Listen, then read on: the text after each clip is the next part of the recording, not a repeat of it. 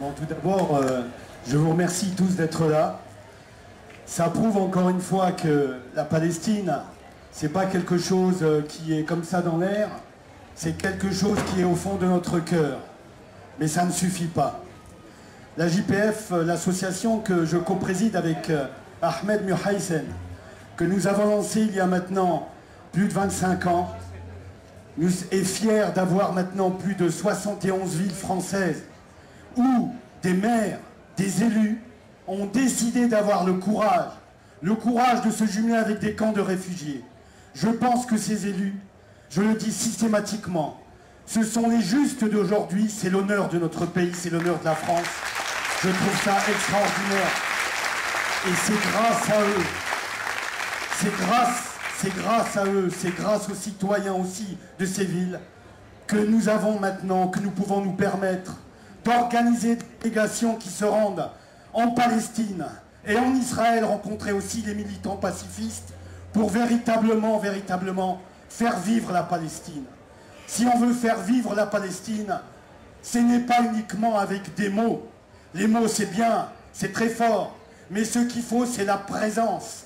Je le dis souvent, si on s'investit pas beaucoup plus qu'aujourd'hui, c'est non-assistance à peuple en danger. Il faut sonner la sonnette d'alarme. Quand je pense maintenant que je vous parle, qu'il y a de nombreux enfants, de nombreuses femmes qui sont en train de mourir à Gaza, quand je pense que rien n'est reconstruit à Gaza, qu'ils ne peuvent même plus avoir de ciment pour rebâtir les hôpitaux, les maisons, je trouve ça scandaleux, je trouve ça ignoble. Et c'est pour ça qu'il ne faut pas lâcher Gaza. Il faut qu'on traîne devant les tribunaux Israël, son gouvernement et son armée devant les tribunaux pour les condamner. Pour crimes de guerre, il n'y a pas d'autre mot. Et ça, c'est important. Il ne faut pas lâcher Gaza. Il ne faut pas oublier Gaza. Il y a aussi les prisonniers. On ne peut pas continuer à laisser plus de 11 000 personnes, plus de 11 000 citoyennes, citoyens dans les prisons israéliennes. On ne peut pas continuer à accepter qu'il y ait des députés palestiniens qui sont en prison. On ne peut pas continuer à accepter ça. On ne peut pas continuer à accepter qu'il y ait des enfants qui sont en prison. On ne peut pas accepter Marwan Barghouti. On ne peut pas accepter Salah Mouri. Ça, il faut que ça cesse. On ne peut pas continuer. Et c'est pour ça qu'on a décidé avec la JPF cette année de mener le combat, bien sûr, avec les hommes, mais aussi avec les femmes. Parce que les femmes, elles ont aussi... Il faut qu'elles puissent beaucoup plus s'exprimer. Et c'est pour ça qu'on a décidé de faire venir ce qui fait l'essence du peuple palestinien. Et je crois qu'il faut leur rendre hommage à ces femmes dans les camps de réfugiés, dans les villes, qui se battent au quotidien. D'abord, pour la chose la plus simple du monde, la plus simple pour nous, c'est simplement élever les enfants. Et en plus résister à l'oppression. Et je crois que c'est pour ça qu'on a voulu leur rendre hommage en les invitant, ces femmes des camps du Liban, de Syrie, de Jordanie, de Palestine. Malheureusement, Gaza, on n'a pas pu les faire sortir. Et bien là, je pense à eux, parce que c'est à eux qu'il faut penser en premier. Et ce que je peux vous garantir, on va vous assurer, c'est que pour répondre à l'invitation de ces femmes qui sont venues ici nous rendre visite, elles sont 12, eh bien, nous sommes en train d'organiser une délégation uniquement de femmes de France et pourquoi pas autour de la France pour aller se rendre en Palestine, pour aller rencontrer ces femmes, pour aller se rendre en Israël, rencontrer ces femmes, parce qu'il faut beaucoup plus de travail, d'action. Je crois que le peuple palestinien, il a besoin d'amour, il n'a pas besoin de guerre, il n'a pas besoin de souffrance. Et c'est pour ça que je vous lance un appel. Ça fait je ne sais combien de fêtes de l'humain, avec le journal d'Humanité, avec Patrick Leharic, son directeur. On a lancé des campagnes pour le droit à l'éducation. On s'est rendu là-bas sur place, on s'est rendu à Gaza, on s'est rendu dans les camps du Liban. Je pense en particulier au camp de Nar el-Bared, qui a été complètement détruit. On ne peut plus continuer à accepter ça. Et c'est pour ça qu'il faut continuer à aller là-bas sur place, leur montrer qu'on est avec eux, les soutenir, et puis surtout agir. Alors c'est pour ça que je vous en conjure. On va se réunir, on va être très forts ensemble. Là, on a vraiment une véritable force.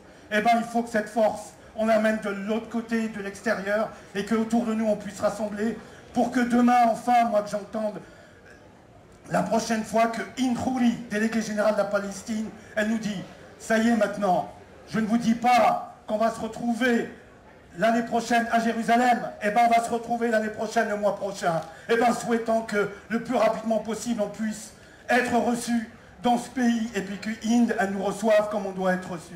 Merci à vous d'être présents.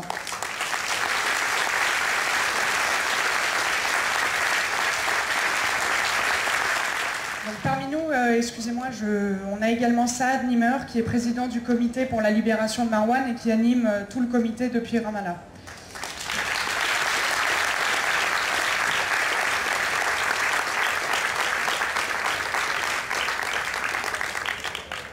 Donc peut-être un premier mot, Inde, sur les prisonniers. Il joue aussi un rôle national qui s'est concrétisé avec le document, le document des prisonniers qui est dit de l'entente. Est-ce que ça a un écho, ça, dans le peuple palestinien, et est-ce que ça permet de réaliser l'unité? Merci.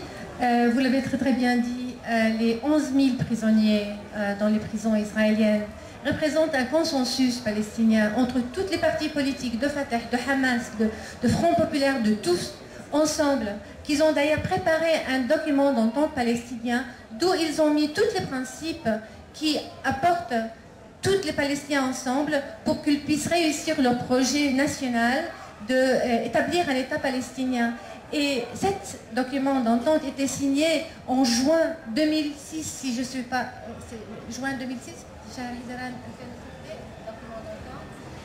2006, les Palestiniens sont tous mis d'accord, inclus le Hamas, d'accepter le droit international, que l'OLP est le représentant du peuple palestinien, d'accepter un État dans les frontières de 66. Tout ça a été accepté en 2006 par les prisonniers qui représentent la voix de la sagesse dans les prisons israéliennes malgré leurs souffrances.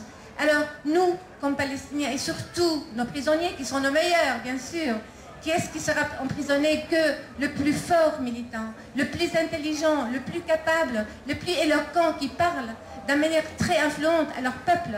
Oui, ils sont incarcérés, 11 000 de nos jeunes sont incarcérés. Alors, en tout cas, depuis 2006, on a accepté un État dans les frontières de 67 où on est aujourd'hui que davantage bombardés, meurtris, assassinés, emprisonnés, assiégés, emprisonnés chez nous. Vous savez, l'histoire, on en parle pendant la soirée, mais je veux dire que les prisonniers, pour nous, c'est la voie de conscience palestinienne. Quand les choses ne sont pas correctes, c'est vers les prisonniers qu'on tourne, avec leur leader, Marwan Barouti, qui était un des leaders qui a préparé ce document d'entente. Mais aussi, c'est Marwan qui a adressé le congrès de Fatah il y a que quelques jours. Et j'espère que vous avez tous acheté son livre, La promesse, et quel mot d'espoir qu'il apporte avec ce livre. Parce qu'il a tout dit, comment nous, on a fait notre devoir pour pouvoir y arriver à une vie de dignité et de liberté, tout simplement une vie normale, comme tout le peuple du monde, et assez de cette indignation de ce peuple et de cette souffrance. Voilà, merci beaucoup pour votre présence. Je vous dis que je suis tellement émue avec toute cette présence, et merci surtout pour le colère de Fernand Tuit.